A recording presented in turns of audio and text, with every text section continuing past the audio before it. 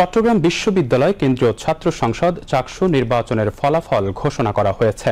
ফলাফলে ২৬টি পদের মধ্যে সম্প্রীতির শিক্ষার্থী জোটের প্রার্থীরা ভিপি, জিএস সহ ২৪টি পদে নির্বাচিত হয়েছেন। আজ ভোরে সপ্তম চাকসু নির্বাচনের ফল ঘোষণা করে নির্বাচন কমিশন। এতে ভিপি বা সহ সভাপতি পদে সম্প্রীতির শিক্ষার্থী জোটের মোহাম্মদ ইব্রাহিম হোসেন ৭,৯৮৩ ভোট পেয়ে নির্বাচিত হয়েছেন। তিনি ইতিহাস বিভাগের এমফিলের শিক্ষার্থী।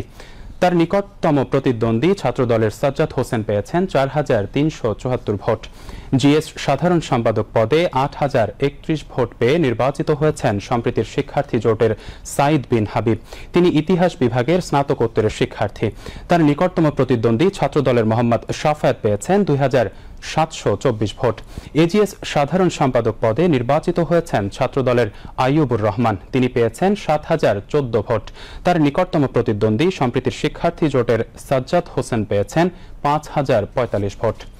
প্রধান নির্বাচন কমিশনার অধ্যাপক মনির উদ্দিন ফলাফল ঘোষণার সময় বলেন, শান্তিপূর্ণ পরিবেশে প্রতিদ্বন্দ্বিতাপূর্ণ নির্বাচন হয়েছে।